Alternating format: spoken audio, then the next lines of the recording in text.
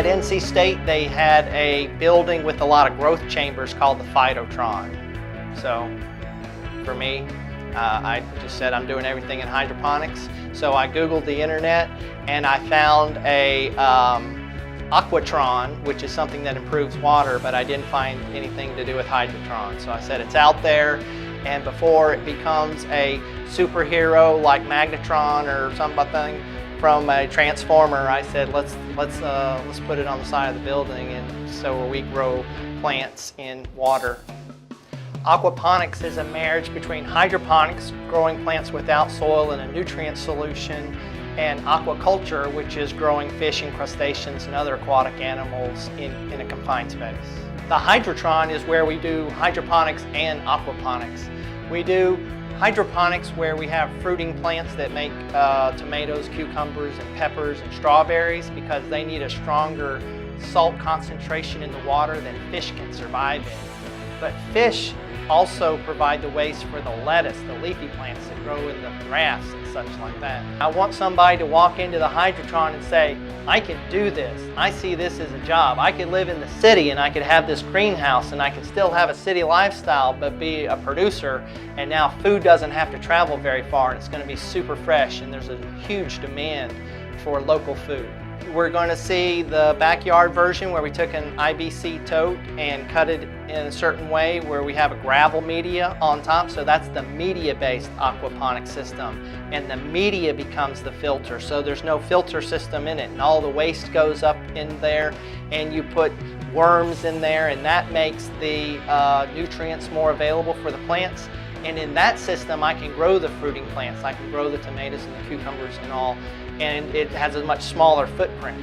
So this is the media-based system. What happens is the fish live down here and water is slowly being pumped up here all the time. The pump never stops. So the fish solids end up here in this gravel. So we actually will plant our plants into here, and because the pump never stops, it'll start slowly filling with water.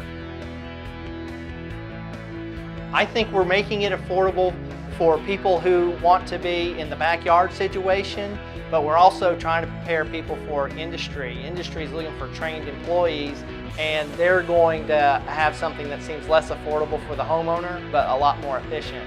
But we're learning that you can spend as much or as little as you want, like any hobby.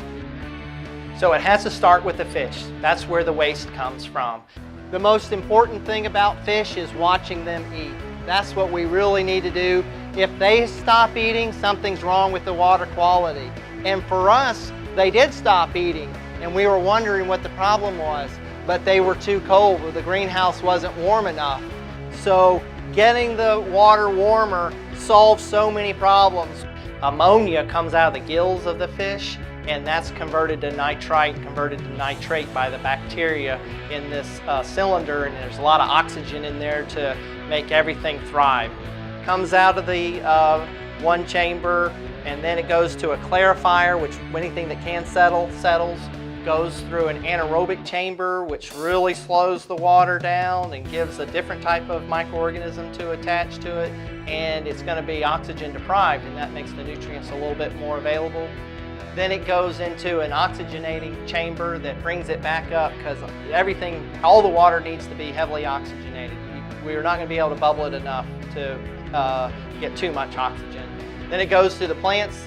So this is a floating raft on top of a column of water this big. It has a lot of aeration in it as well. We're always aerating the water, and we just transplanted these little cubes of soil. It's a cocoa fiber actually, and the older they are, the more it'll hold together, and we just set them down in the raft. This is an older plant. The idea of aquaponics is about 40 days to mature whatever you want to eat, and these have been in here more than 40 days.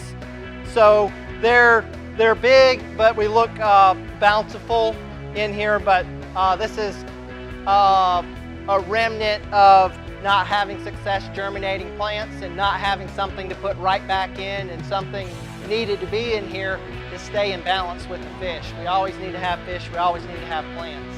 Well, if you grow tomatoes in a raft and it's the same water the fish are living in, you'll get a lot of leaves, but you won't get a lot of fruit. They just won't get that big. The concentration of potassium and other nutrients aren't enough in the water that fish live in, and that's why we do that in hydroponics. You can do that in the media field aquaponics. Outside is our example of that, and that's where the solids go. Worms are in there, and there is more nutrients in that system because the media is the filter. What's just closest to me are cucumbers. They grow up, they come back down. We grow strawberries. Behind me is tomatoes and peppers. Those are hydroponics. That's that saltier nutrient solution that fish can't live in that is needed for these fruiting plants. But because they have a lot more nutrients, they have more insect problems, and we're working through spider mites and aphids right now. So the spider mites really like the tomatoes and the aphids like everything. So what happened is the spider mites came in with the strawberries that we were planting, and we were busy getting everything else going, and we didn't pay it much attention, and spider mites got kind of out of control. So we were spraying this garlic fire water on them, which doesn't last very long, and it can kind of kill the beneficials.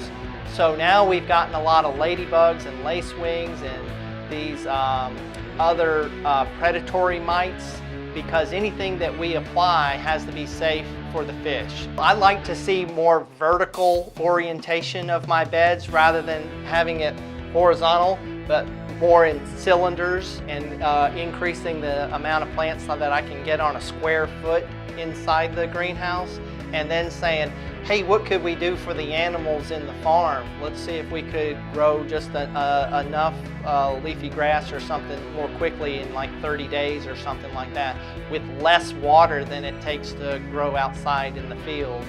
And if we just had a bunch of columns and could produce year-round, now there's less chance in a drought that you would have to purchase any hay, because I can grow plants year-round with a lot less water than any plant grown in soil. Well, it's going to be the future of a lot of agriculture, and I teach a class called Aquaponics Galore. Tarleton students are real hands-on, and they want to experience it, and this is really good to say, hey, this is the problem we're having now, and this is how we're solving it. So there's kind of a day-to-day drama they can live through and rejoice with the good times when we're having a bountiful feast, or console me when we're being eaten up by spider mites, and how we're going to solve that problem and stuff. So I take a lot of pictures, and we see the pictures in class. So if student did A but not B and did C, they see what B was in pictures, so they know the whole story. Our Facebook is called Aquaponics Hydrotron. So Hydrotron is all you really need to search for to find us. And the course number right now is a problems course, so we're still finding that magic 4-digit number to tell people what it is. And the class has been going for 1 semester, and we started construction of the Hydrotron in October. So it was a turf grass greenhouse, and half of it's been converted into aquaponics and hydroponics.